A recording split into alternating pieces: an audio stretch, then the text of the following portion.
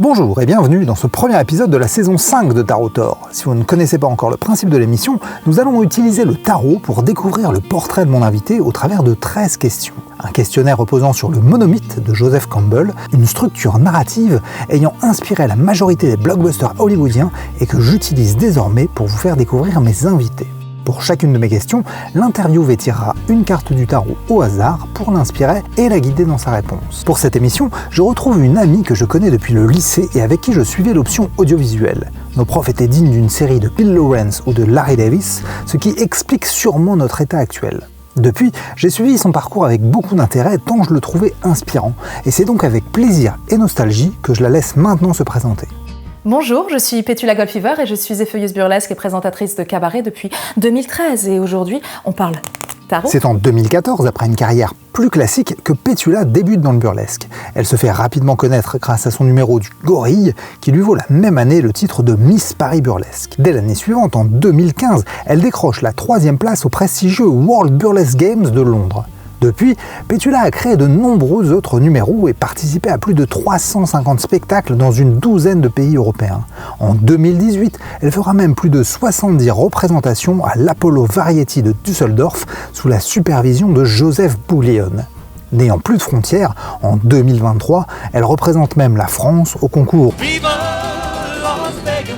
aux États-Unis. Portée par l'envie de transmettre son art, elle fonde en 2016 une école d'effeuillage et produit aujourd'hui ses propres spectacles comme les Pin-Up Games. Une histoire qu'elle a déjà pu raconter dans son propre TEDx en 2023 et qu'elle va approfondir aujourd'hui. Comme l'invité du jour est une artiste burlesque, c'est l'occasion parfaite de revenir rapidement sur ce mouvement pour celles et ceux qui ne le connaissent pas. On situe souvent ses origines au 13 mars 1894, au Divan japonais à Paris. Ce soir-là, Blanche Cavelli met en scène le coucher d'Yvette. Considéré comme le premier effeuillage sur scène. Le public adore, et très vite la scène parisienne s'enflamme. Moulin Rouge, Folies Bergère, le style se répand puis traverse l'Atlantique avec les troupes de théâtre burlesque. À l'origine, le mot burlesque désigne surtout une comédie parodique, volontairement exagérée et irrévérencieuse, mais dans l'imaginaire collectif, on retient surtout les spectacles d'effeuillage. Avec le temps, la discipline évolue, passe par des périodes de gloire et de déclin, et donne naissance à d'autres formes comme le striptease. Puis, à la fin des années 90 aux États-Unis, un nouveau mouvement apparaît, le néo-burlesque. Inspiré des codes glamour du début du XXe, il porte surtout un message féministe. L'idée n'est plus seulement de séduire, mais de se réapproprier son corps, de jouer avec les normes et de célébrer toutes les formes de féminité. Le mouvement gagne progressivement en popularité et arrive en France, où le grand public le découvre en 2010 avec le film Tournée de Mathieu Amalric. D'un spectacle longtemps réduit à une simple exploitation du corps féminin, le burlesque est devenu pour beaucoup d'artistes un véritable outil d'expression et d'émancipation, voire d'empowerment. Et pour inspirer Petula dans l'interview d'aujourd'hui, nous avons choisi le tarot Pigalle. C'est un tarot qui a été produit en 2023 sur KissKissBankBank par un graphiste du nom de Romain Tiget. Le jeu s'inspire beaucoup de la culture de la nuit de Pigalle, au point que les connaisseurs du milieu des cabarets puissent même en reconnaître certains de ses personnages sur les cartes. À l'image du néo-burlesque, le jeu se veut une valorisation des corps et de la beauté dans sa richesse et sa diversité. Le style graphique est minimaliste, en aplat, très graphique avec une forte cohérence colorimétrique et une simplification radicale des formes. Une simplification qui ne l'empêche pas d'être d'une grande variété dans ses compositions et ses références. J'aime beaucoup la richesse de l'imaginaire de ce jeu et la façon dont l'artiste a réussi à faire correspondre l'univers du tarot à celui de la nuit. Petit bémol, si les cartes de coupe et d'épée sont très identifiables, c'est moins simple pour les deniers et les bâtons où il faut traquer les ronds et les barres de tout type. Je n'ai pas compris non plus pourquoi certaines cartes étaient bleues et d'autres roses. J'aurais aimé des codes plus lisibles. Concernant le livret, je regrette également que seuls les majeurs soient détaillés, mais surtout que l'artiste ne partage pas ses références, fermant un peu plus l'univers de ce jeu aux néophytes. Pour 35 €, vous aurez une boîte en carton rigide en 2 parties, un livret en noir et blanc et des cartes assez épaisses. Pas de fioritures, mais un travail de qualité. Dans l'ensemble, je trouve que c'est un très beau jeu et j'apprécie beaucoup la démarche. Mais je pense qu'il se destine surtout aux personnes déjà engagées dans une démarche militante ou connaissant les codes de Pigalle. S'il vous intéresse, il faudra vous orienter vers le marché de l'occasion, car elle n'est plus en vente. Et maintenant, voyons ce que le tarot Pigalle va nous dévoiler de l'histoire de Petula Goldfever. Question 1. Le monde ordinaire. Quelles sont tes origines ?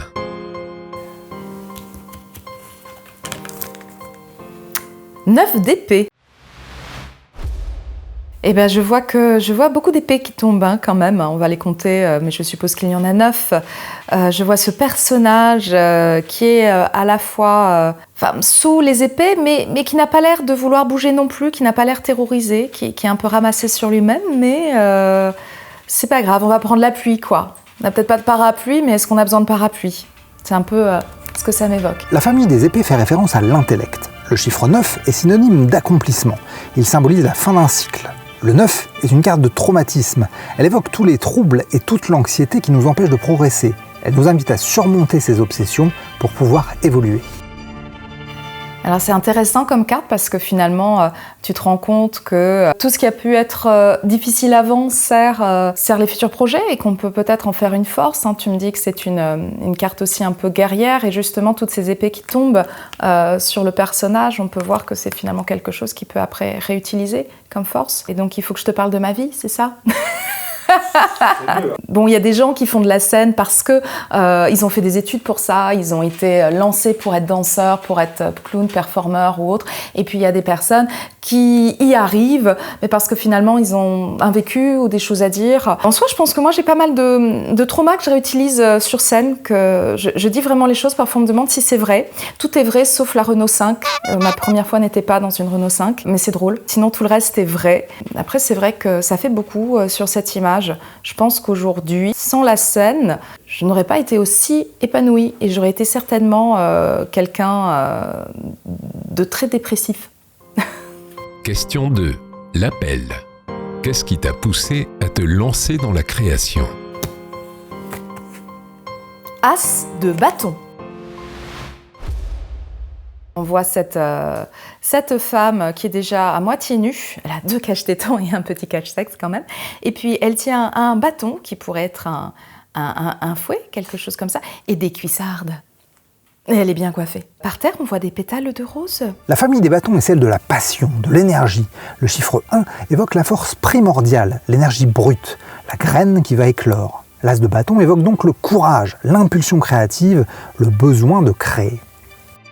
Le besoin de créer. Moi, je pense qu'il y avait aussi du besoin d'authenticité et de se retrouver. C'est assez drôle aussi que dans ce tarot, ils aient choisi finalement quelque chose qui s'apparente quand même à la nudité, même s'il y a de la cuissarde. Mais bon, je pense qu'il y a là-dedans de l'authenticité, se retrouver soi-même. Le burlesque, c'est quand même un des seuls arts où tu peux véritablement venir avec ton idée, ta mise en scène, ta musique, ton choix, et pouvoir y aller et dire bon bah écoutez, cher public, voilà, pendant 4, 5, 6 minutes, voilà, je vous propose ça.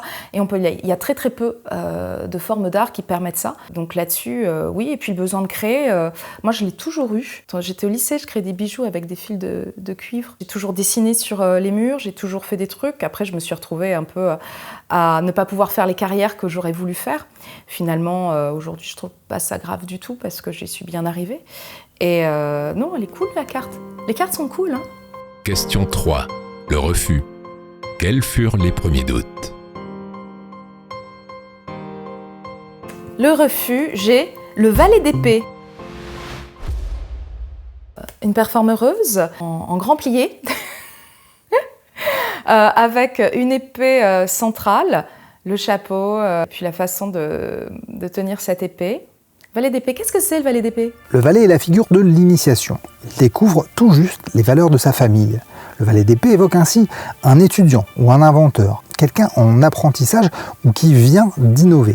La carte peut aussi faire référence au manque de confiance et à un besoin de persévérer pour s'accomplir. Alors des personnes qui ont douté, oui. J'ai eu des petits soucis en faisant du burlesque avec l'éducation nationale et j'ai eu des amis qui me disaient « Ah bah oui, mais bon quand même, hein, vu ce que tu fais, c'est normal d'avoir des problèmes ». Et je pense qu'à partir du moment où on travaille autour du corps de la femme, il y a forcément des doutes parce qu'il va falloir lutter contre beaucoup d'interdits, beaucoup de biais sociétaux qui sont intégrés depuis qu'on est toute petite, surtout les femmes, sur comment on doit s'habiller, comment on doit se tenir, comment on doit parler, comment on doit faire, comment on doit agir, comment on doit se tenir dans la société. Enfin, à la fois, il faut suivre tout ce qu'on a envie, tout ce qu'on sent qui va être juste, et à la fois se battre contre ses propres doutes, ses propres peurs, pour pouvoir affronter celles des autres. Donc c'est un chemin assez seul, quand même, donc, pour pouvoir y aller. Après, je crois qu'il faut faut se faire confiance. On le sent quand il y a quelque chose qui va bien ou qui va pas. On le sent quand quelque chose est juste, même si on n'a pas forcément le vocabulaire. C'est quelque chose qui peut s'acquérir après pour se défendre, justement, avec plein d'autres épées. Mais ouais, elle est cool. Et puis il faut le faire, hein, le plier comme ça en talon. Hein. Question 4. Le mentor. Est-ce que quelqu'un t'a guidé pour te lancer ? Le mentor. Le jugement. Là, je reconnais bien Corinne. Je reconnais les chaussures de Corinne, la coiffure, le make-up, le corset et la trompette. Et là, ça, c'est aussi la barre qu'on a donc chez Madame Arthur, cabaret depuis 1946. Le jugement. Mais c'est quoi le jugement ? Le jugement est l'arcane de l'appel irrésistible. Elle évoque la renaissance au travers d'un choix décisif. La carte peut demander un profond travail introspectif. Il est temps d'assumer son passé et de vivre en accord avec lui. C'est aussi une carte d'union qui peut aussi bien faire référence au fait de trouver l'âme sœur qu'à celui d'entreprendre un projet vital avec l'être aimé. Enfin, l'arcane peut rappeler la naissance du consultant. Et je parlais tout à l'heure d'authenticité, il y a vraiment quelque chose là-dessus. Je ne pense pas avoir eu véritablement une mentor, une personne qui était là véritablement pour me guider, pour être ma professeure. En revanche, j'ai rencontré des gens qui ont été importants, qui ont été véritablement des étapes déterminantes pour me permettre d'accéder à plus de liberté, à plus d'authenticité, à plus d'acceptation de moi et qui ont pu me permettre aussi, qui m'ont appris aussi le métier. Voilà, moi j'ai pas fait d'école, j'ai pas fait non plus ni même de cours de théâtre ou autre. J'ai utilisé finalement mon expérience en tant que professeur, donc pour être entre guillemets sur scène, toutes mes connaissances que je pouvais avoir sur le théâtre, la scène, etc. Et puis finalement, j'ai bu les paroles de différentes personnes que j'ai pu rencontrer, que ce soit des personnes que j'ai pu rencontrer qui m'ont dit « Alors là, t'es très mal coiffée, c'est pas comme ça qu'on fait des bigoudis. » Là, ça m'a sauvé la vie, ça a permis de lancer ma carrière. Ou finalement, les premières personnes avec qui j'ai travaillé. Dans le burlesque, en tout cas, quand moi j'ai débuté, c'était encore un moment où tu pouvais... c'est en étant en coulisses, en étant booké de plus en plus, que t'écoutes. Tu rencontres, tu vois comment les gens font, tu vois ce qui se passe, et puis tu apprends. Si tu as envie d'apprendre et si tu es capable de te remettre en question, c'est la meilleure façon. Donc je crois qu'il y a à la fois toute la communauté, les premières personnes avec qui j'ai travaillé, et puis beaucoup peut-être laisser aussi écouter la petite fille qu'il y avait en moi, qui était toute fière de remettre des paillettes. Question 5. Le passage du seuil. Quel a été pour toi le point de non-retour ? La justice. Ta-ta-ta-ta-ta. Nous voyons deux voltigeuses qui évoluent et donc dans une représentation qui évoque donc la balance de la justice, sauf que eux ils font des figures et ça a l'air vachement cool. La justice est une carte d'équilibre et de fermeté. Elle annonce qu'il faut parfois faire des sacrifices pour atteindre l'harmonie. C'est ce qui explique qu'elle est souvent représentée avec une épée. La justice sait trancher dans les problèmes. L'arcane évoque la morale, la droiture, et peut symboliser les institutions et leur poids écrasant, tout comme une figure maternelle étouffante. Eh bien l'épée, je l'avais pas vue l'épée. En revanche, à écouter ce que signifie la justice, moi je pense forcément à très très tôt dans ma très petite carrière burlesque, sans même penser que je pouvais devenir performeuse professionnelle, entertaineuse, etc. Je me suis retrouvée à devoir justifier de l'activité burlesque dans mon métier. Ce qui m'a sauvée, c'est que j'ai toujours su que j'allais pas forcément être prof toute ma vie et que je pouvais faire autre chose, comme j'avais fait beaucoup d'autres métiers avant et que c'était pas grave.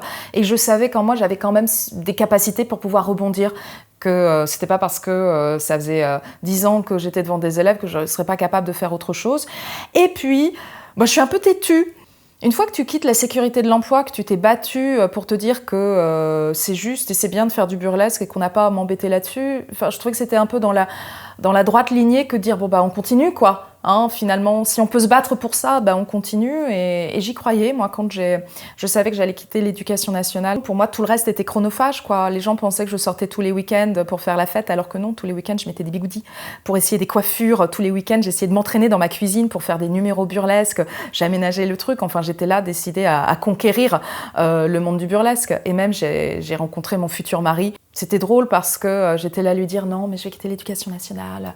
Moi, je voudrais être effeuilleuse burlesque. Et puis, je suis pas sûre d'avoir le temps pour une relation parce que tu vois, être avec un homme, c'est un peu chronophage. Et en fait, ça fait 12 ans là qu'on est ensemble. Et lui, je crois qu'il est resté avec moi pour voir si j'allais y arriver, quoi. Et puis, la justice a tranché. J'ai eu le droit de faire du burlesque dans un courrier qui disait que le burlesque, c'est mal. Mais de toute façon, sur mon acte de naissance, c'est le numéro 666. Alors, ben voilà. Question 6. Les gardiens du seuil. Quelles ont été les premières épreuves à traverser pour t'accomplir dans ta carrière ?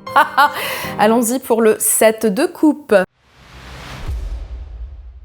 On voit différents personnages et ils sont 7. On voit du body positive car ils sont différents. Et alors ils ont quand même du vin, mais ils font très. Il y avait un côté Jeux Olympiques là-dedans. La famille des coupes est associée à l'émotionnel. Le chiffre 7 est celui de la détermination. Le 7 de coupe évoque la nécessité de rester concentré pour ne pas s'illusionner. C'est donc un appel à la raison, mais aussi une carte de générosité et de découverte du bien commun. Alors au début de la carrière, tu débarques de nulle part, il faut arriver à te faire un nom. Et j'ai trouvé ça compliqué. J'ai pas trouvé que c'était forcément hyper bienveillant parce que tout le monde se demande, surtout à l'époque, mais qui c'est la nouvelle, d'où elle vient, qui elle est et pourquoi elle est là. Il faut faire ses preuves. Des soutiens, j'en ai eu, mais j'ai trouvé surtout qu'il fallait avoir une détermination pour pouvoir y arriver, pour pouvoir montrer qu'on est worthy, qu'on est digne, et qu'on peut le faire et qu'on a quelque chose à dire. J'ai l'impression que, tu vois, aujourd'hui, si je devais parler du burlesque, j'aurais plus cette idée de dire il y a une communauté, en tout cas, parce qu'on s'est beaucoup professionnalisé. Je pense que aussi les choses venaient parce qu'il y avait beaucoup d'amateurisme. Puis qu'une fois qu'on devient professionnel, de toute façon, on fait tous le même métier, donc y a vraiment un parcours ensemble. Finalement, si tu regardes aussi une carte comme ça fait très les coulisses, quoi. À chaque fois qu'on est backstage dans un numéro, après les numéros, c'est comme ça, quoi. On est tous ensemble, on va tous trinquer parce qu'il y a beaucoup de stress, on va tous s'échanger les trucs de make-up et autres. Il y a beaucoup de ça. Et finalement, il y avait une sororité que j'avais vue aussi dans mes premiers cours de burlesque, que j'ai pas retrouvée quand j'ai voulu moi devenir professionnelle, parce que là, tu te retrouves vraiment tout seul à tout créer. Mais cette sororité de départ, je l'avais là-dessus. Il a fallu des années pour que je la retrouve aujourd'hui quand même. Et puis je ne bois plus. Voilà. Question 7. L'approche. Y a-t-il eu des préparatifs particuliers avant ta première réussite créative ? 7 de bâton. Performeur de feu, habit d'homme fort. Et je compte, il y a bien 4 là et 3 ici. Oui, parce que c'est important. Ça m'évoque quand même un petit déséquilibre d'un seul coup pour 7 de bâton, puisqu'il n'y a pas de symétrie. La symétrie est importante pour moi. La famille des bâtons est celle de la passion, de l'énergie. Le 7 de bâton nous invite à poursuivre nos efforts, à rester vigilants. L'arcane évoque le fait qu'il faut rester fort, car malgré les premières victoires, le combat reste encore à mener. Tu veux que je te dise, le plus difficile dans ma carrière, ça a été de sortir un deuxième numéro. Mon premier numéro que je fais toujours, le gorille, là je sors du gorille, je suis en Jane, mais voilà, je veux dire, toi aussi ce numéro tu le connais depuis 2014, enfin j'ai commencé avec ce costume de gorille en 2013, un truc comme ça. Vraiment, tout premier numéro, eh bien, pour être booké, il fallait au minimum de numéros, mais j'en avais qu'un, j'arrivais quand même à être booké. Mais il fallait bien le sortir, ce deuxième numéro. Mais quand tu le sais, que tout le monde t'attend au tournant et qu'il faut montrer que ton deuxième numéro peut être aussi surprenant, aussi inspirant, aussi divertissant que le premier, c'est chaud, quoi. Surtout que je n'ai pas... il y a 13 ans, moi, j'avais pas du tout... Aujourd'hui, j'ai beaucoup plus de background de danse ou autre, d'expérience. C'était difficile. Il m'a fallu du temps pour le sortir et aujourd'hui, tous mes numéros qui ont pas mal de concepts, je mets du temps à les sortir. Mais ça, c'était le plus dur à sortir. J'ai fait des essais, des trucs, il y a il y a des choses qui ont fait une performance et puis qui sont pas revenues. Et ce droit à l'erreur, c'était vraiment pas évident. Ce droit à la construction, ce droit à la création, ce droit à l'essai. Comme on voit une artiste peintre, quand ils font des toiles, généralement, il y en a plusieurs avant. On voit qu'ils ont tout un travail d'essai sur les coloris, sur le sujet, plein de choses. Ils ont le droit de faire plein de croquis avant préparatoires.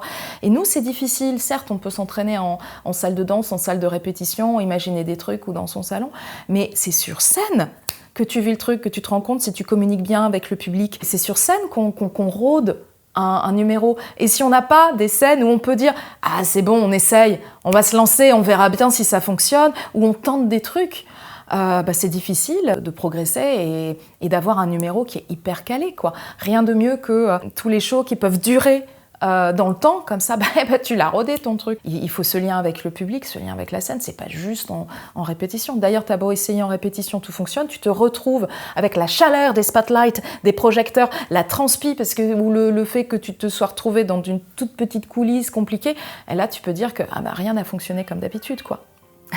Question 8. L'épreuve suprême. Quelle a été la première épreuve qui aurait pu tout te faire abandonner ? Chevalier d'épée. Encore des épées, j'ai beaucoup d'épées, dis donc. Mais je trouve ça bien, les épées, parce que j'ai compris que c'était guerrier, c'était positif pour moi. En tout cas, je le voyais comme quelque chose de très positif. Et donc, il y a chevalier d'épée, il y a combien d'épées ? 9. Elles sont fines, on dirait des rapières. Waouh, elle s'y connaît en épée, c'est surprenant. On dirait une effeuilleuse burlesque. Après, c'est le tarot Pigalle. Elles sont toujours à moitié nues, mais elles portent des gants. Donc voilà, c'est important. Le chevalier est une figure d'action, c'est un héros. Il exporte les valeurs de sa famille, même s'il lui-même ne les maîtrise pas. Le chevalier d'épée est une figure de conquête, c'est une force qui vous pousse. Il peut être un grand orateur, un commercial, un avocat. Il peut aussi être le porteur d'une solution. Je vais revenir forcément sur mon expérience au sein de l'Éducation nationale, quand il y a eu cette lettre anonyme, que j'ai été convoquée, qu'il a fallu que je réponde tout de suite. Est-ce que oui ou non, vous faites de l'effeuillage burlesque ? Et c'est vrai que j'aurais pu finalement dire que c'est vrai, c'est pas compatible, c'est pas bien, c'est amoral ou immoral. Et j'aurais pu finalement me dire, je fais du macramé comme hobby, et puis je fais profil bas. Mais pourquoi faire profil bas ? À quel moment est-ce qu'il faut s'excuser de faire des choses et ça voudrait dire en fait que c'était véritablement problématique, et j'ai jamais cru moi que c'était problématique de faire de l'effeuillage burlesque, ça ne l'est pas. Le problème, c'est les gens qui regardent ça avec justement tous leurs biais, tous les clichés, etc. Alors que nous, on est là pour les bousculer. Chevalier d'épée, il fallait prendre les armes de toute façon pour se battre là-dessus. Donc je pense que j'aurais pu tout abandonner à ce moment-là. Je l'ai pas fait. Je suis très contente et je pense que c'est ma meilleure victoire parce que la personne qui a envoyé cette lettre anonyme, finalement de voir que ça n'a pas porté ses fruits et ça m'a permis justement d'aller partir à la conquête des scènes d'Europe, tant mieux quoi. Merci le corbeau, la corneille, ça c'était assez cool. Question 9. La récompense. Qu'est-ce que t'a apporté ta première grande victoire ? La mort.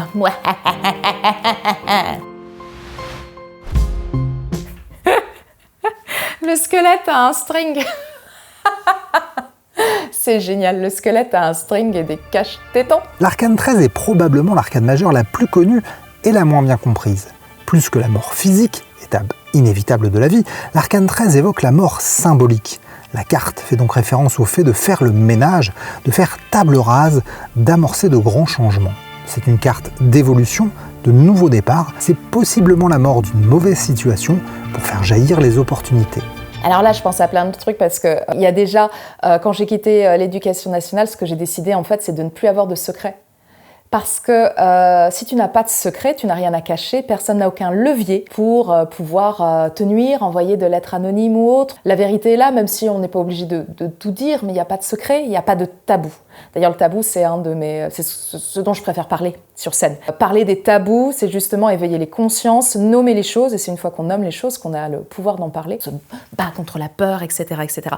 Après, franchement, ce qui m'est arrivé, quelque chose de beaucoup plus trivial, mais en 2018, j'ai eu un gros contrat avec Joseph Bouglione pour faire plus de 70 fois mon numéro de gorille et un autre numéro en Allemagne. On était avec Kiki Béguin. Ce qui est génial, c'est que enfin, j'avais une reconnaissance, j'avais encore énormément le syndrome de l'imposteurice, ce qui est assez classique, et puis surtout quand tu te lances dans une nouvelle carrière, où t'as pas alors qu'en France on est beaucoup sur le diplôme, quand tu n'en as pas, tu te sens pas forcément légitime, et puis là on a travaillé vraiment là-dessus, sur ce syndrome, en disant voilà, j'ai été choisie, j'y vais, je le fais. C'était une expérience formidable, et en plus, j'ai eu de la thune, parce qu'à travailler 7 shows semaine et à ne faire que ça, c'est-à-dire que tu passes ton temps juste, tu fais des exercices corporels, poubelle, tu fais ton travail sur scène et puis bah voilà, on mange et puis c'est tout quoi. Je veux dire, tu peux pas sortir de toute façon, tu travailles 7 shows semaine, t'es sur scène 7 fois. J'ai pu rembourser mes dettes et ça m'a fait du bien de savoir que c'était grâce à mon travail que j'avais pu payer les pré-travaux que j'avais eus et donc je n'ai plus été à découvert jusqu'à ce que je devienne productrice. Mais ça c'est une c'est une autre histoire. En tout cas, voilà, ça a fait beaucoup de bien. Et en plus, en 2018, c'était la rencontre avec Kiki, avec qui on écrit un spectacle. Beaucoup de choses sur cette année. Je pense que c'était vraiment the big année. D'ailleurs, j'ai pu devenir intermittente à ce moment-là. Donc je pense qu'on est vraiment sur l'année clé. Question 10. Le chemin du retour. Comment s'est déroulé le retour à la vie ordinaire ? Allez, le diable. Ouh, coquin. Eh ben, écoute, un peu, ça m'a l'air très BDSM, hein, voilà. Après, c'est drôle parce que depuis que je fais du burlesque, je n'ai plus d'animal de compagnie. Le diable parle de nos désirs et de la façon dont nous y sommes enchaînés. La carte fait à la fois référence au monde matériel qui nous possède et à l'inconscient, cette flamme sauvage de la créativité qui brûle dans nos ténèbres intérieures. C'est une carte qui peut faire peur, mais qui invite justement à ne pas se laisser dominer par ses émotions.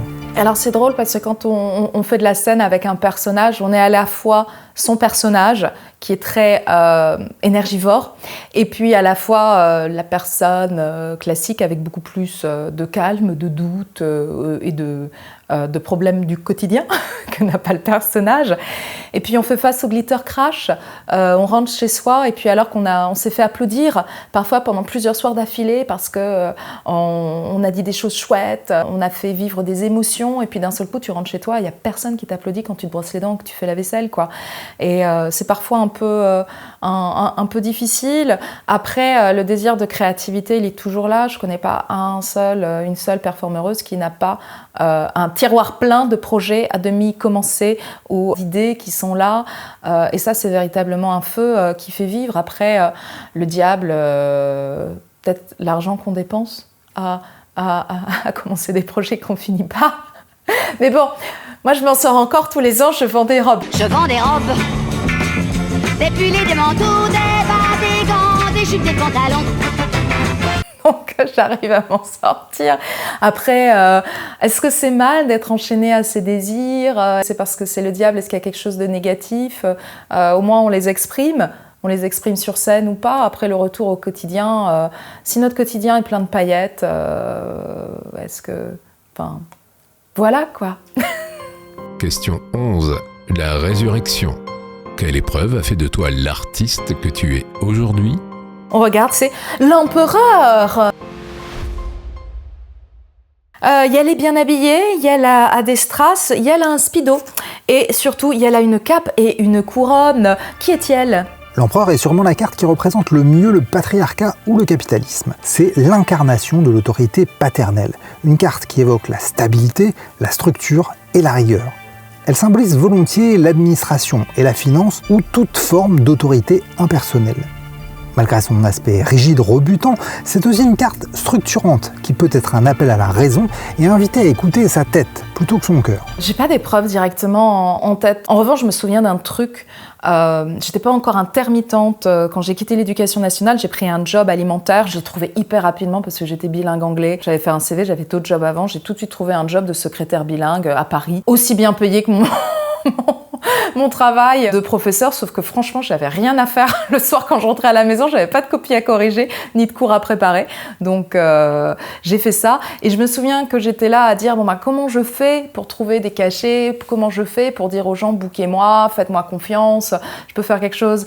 Et mon mec qui travaille dans la publicité, concepteur, rédacteur, donc vraiment sur comment on se vend, quoi, m'a dit un jour, oui, mais c'est quoi la valeur ajoutée de Pétula ? Pourquoi il faudrait booker Pétula sur un événement ? Qu'est-ce qui va faire la différence ? Et je me souviens qu'il est parti comme ça, certainement boire une bière avec des copains, et je suis restée un peu figée sur le canapé, probablement avec des bigoudis déjà sur la tête, à me dire qu'est-ce qui fait la différence ? C'est qui Pétula ? Qu'est-ce qui fait la différence ? Mais tu vois, cette réflexion de départ m'a permis de tout de suite dire, attends, déjà l'entité Pétula, en fait, de réfléchir à un branding. C'est qui Pétula ? C'est une blonde, c'est Hollywood, c'est ceci, c'est cela.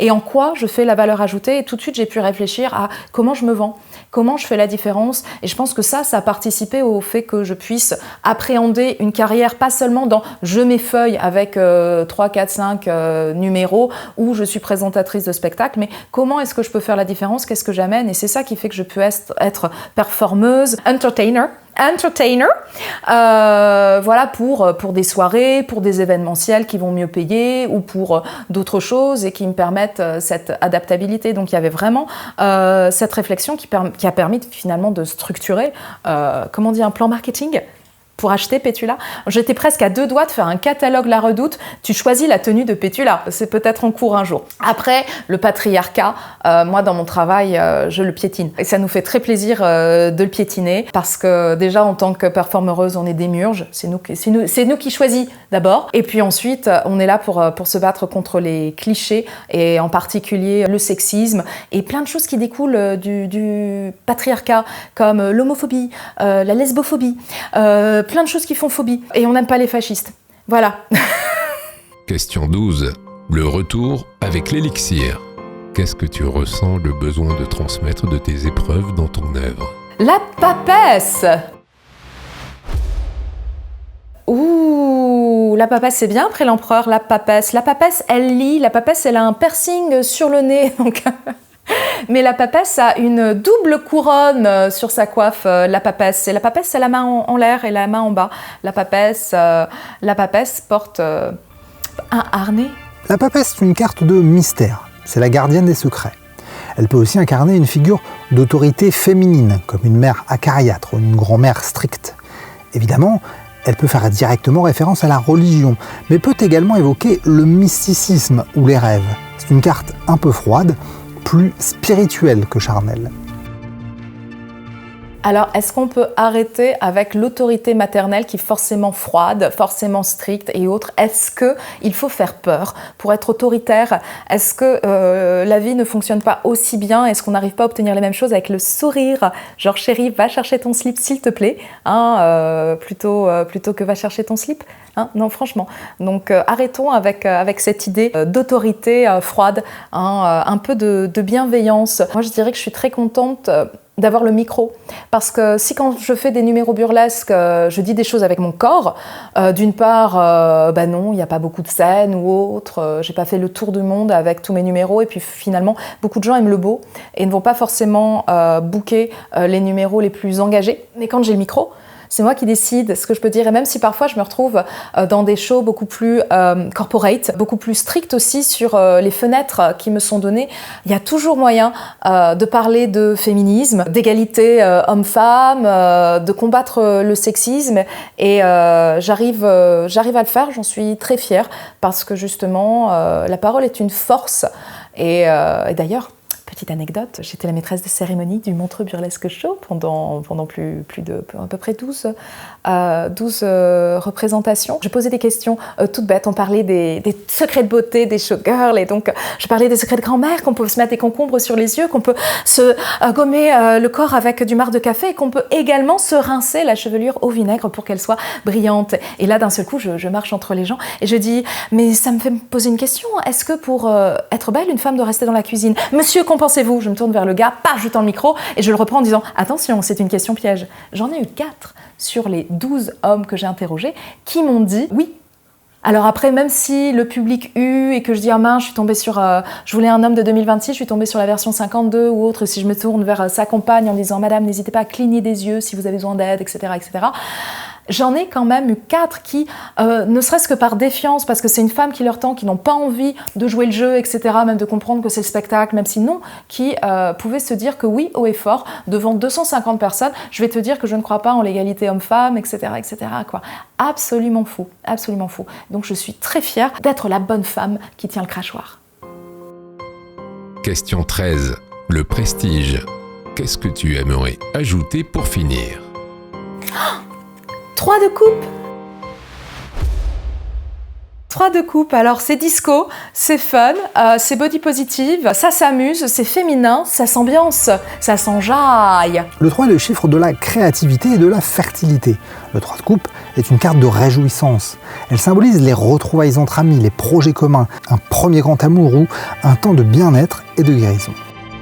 Alors c'est drôle, 3, t'as pas cité la Trinité. Oui, ben non, t'as pas cité la Trinité. Non, mais la Trinité, le boléro, le truc, le machin, tout ça. Bah, les projets, oui. Moi, je suis dans une phase de ma carrière où je lance des projets, je me mets à la production, on écrit des choses, ça ouvre une nouvelle voie, quoi, tu vois, c'est comme une nouvelle porte qui s'ouvre, semée d'embûches et d'un petit peu de découvert, mais on s'en sort bien. C'est chouette parce que c'est toujours de la création, mais beaucoup plus grande. Et ça, c'est quelque chose d'hyper intéressant. Les premières fois où je me suis retrouvée un petit peu à être au four et au moulin, à être à la production et aussi à la performance, à présenter autres, je crois que j'étais irascible, c'était compliqué. La gestion du stress et tout, comment faire dans l'urgence ou autre. Maintenant, j'y arrive beaucoup mieux. Après, je suis toujours très concentrée, mais j'arrive beaucoup mieux à faire face à l'organisation, le fait de pouvoir faire des numéros, d'être quand même au micro, etc. Et là, c'est quand même une grosse étape effectuée. Et puis, j'ai hâte de pouvoir écrire et finaliser quoi, avec les copains, les copines, les copaines, des spectacles qui pourront être pérennes, qu'on pourra refaire plusieurs fois parce que c'est en rôdant, en faisant, en refaisant qu'on arrive à, comme de la dentelle, tu vois, à avoir le bon rythme, le bon mot au bon moment, la bonne entrée, la bonne transition et faire un truc mais qui roule, qui fonctionne quoi, puis qui sonne comme un groupe qui jamme tellement bien ensemble quoi. Mais donc, c'est très positif, c'est plein de projets, ça donne envie de voir l'avenir. Je me tourne vers la fenêtre, donc. Cette nouvelle émission est maintenant terminée. Merci de l'avoir regardée jusqu'au bout. L'émission était plus courte que les précédentes. À vous de me dire si vous préférez ce format un peu resserré ou plutôt quand les invités prennent leurs aises. Avec 6 cartes majeures, le tirage du jour s'est voulu très grave, en contraste avec l'humour et la légèreté de Pétula. Peut-être pour nous rappeler qu'on peut s'amuser tout en étant sérieux et qu'on peut traiter de sujets graves avec une certaine légèreté si cela peut faire avancer des causes et progresser les mentalités. Son tirage était également plutôt équilibré, 3 épées, 2 bâtons, 2 coupes. Seuls les deniers auront manqué, mais depuis le temps, vous ne devez pas ignorer que l'argent et les intermittents ne font pas bon ménage. Si vous avez aimé la vidéo, n'hésitez pas à la liker ou la partager et pensez à vous abonner pour ne rater aucun des futurs épisodes. La prochaine émission devrait sortir avant juillet puisque le rendez-vous est déjà calé. Donc à bientôt pour découvrir un nouveau parcours de vie. Je vous souhaite de bonnes lectures et je vous dis à la prochaine.